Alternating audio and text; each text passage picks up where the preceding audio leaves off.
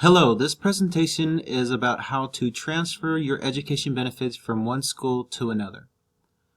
This works for everything except for vocational rehabilitation. So, go to vets.gov. Once there, scroll down to Education Benefits.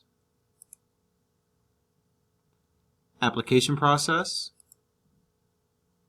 And you'll go down to where it says Select Correct Form. And here you're going to say Update Current Education Benefits.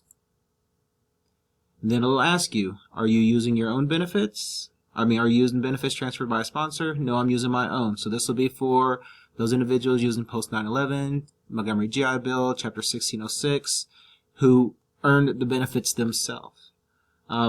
If you are a military dependent and had your benefits transferred to you from your parent, then you'll say, yes, I'm using a transferred benefit.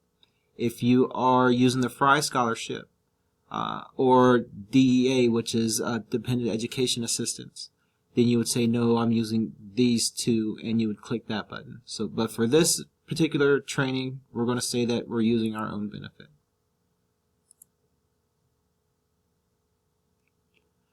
And what you're looking for is the form. So 22-1995, request to change of program or place of training. You can read as much of this as you want to. You can click on all the links, get all the information that you would like, but I'm just going to go ahead and continue on. All right. Put in your information.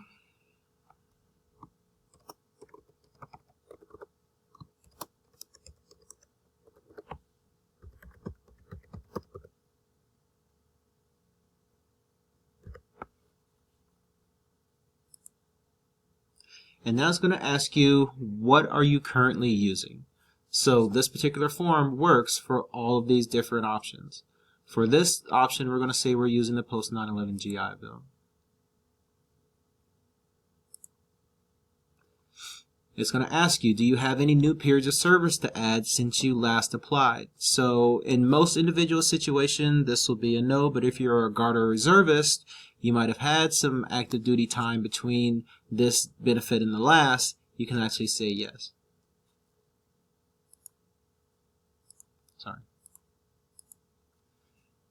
Do you have any periods of service that began before 1978? The majority, probably 99.9% of you guys will say no. Now this is where you want to attend.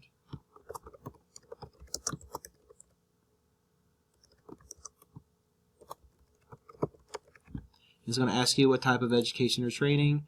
For Western, you'll just put down college or university. It's going to ask you for the university's address. And it's 1903 West Michigan Ave, Kalamazoo, Michigan, 49008. And it's going to ask you what your goals are. Put whatever your goal is, you can put it in there. It has no bearing on whether or not you get the benefit, so you can put whatever you want to in there. Now it's going to ask you, are you expected to get any money from the armed forces or public health services for any part of your coursework or training? You should know the answer to that.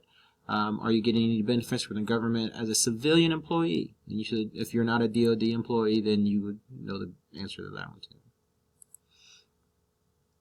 Now, this is where you're going to put down where you last attended.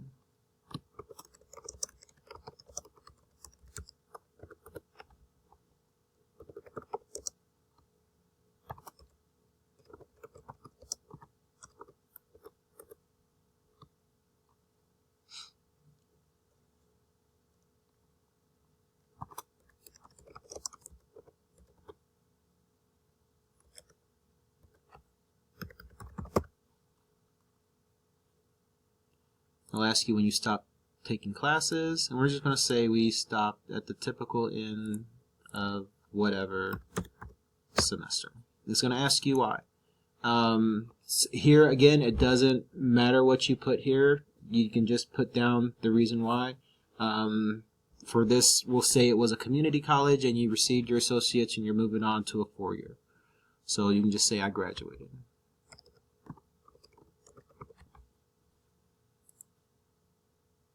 Now it's going to ask you, well, how do you like the VA to contact you, whether it's mail, email, or phone. So we're going to say email. All this is completely up to you. And now you're going to put your address in. Now this address is where the VA is actually going to mail you your certificate of eligibility. So this needs to be something that you have access to. This is not really a big home of record thing. It's more of a where do you want your mail to go type of thing.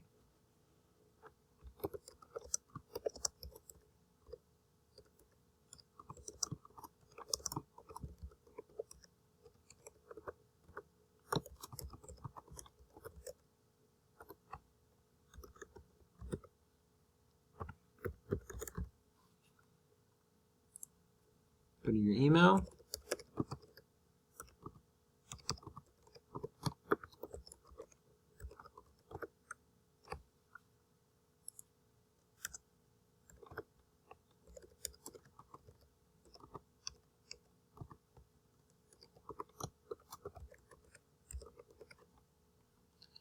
The telephone numbers are, unless you put down to contact you by telephone, they're not required, so you can put one down if you want.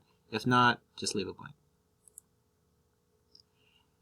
Here's the great part. It's going to ask you about your direct deposit. If you have no change to what you currently are getting your benefits paid to, then you can just set no change. But then you can also update your direct deposit if you're actually moving quite a distance and you want a local bank. You can actually set it up and update your direct deposit to your new bank. All right, 6 easy steps. You're going to go through and review to make sure everything is correct.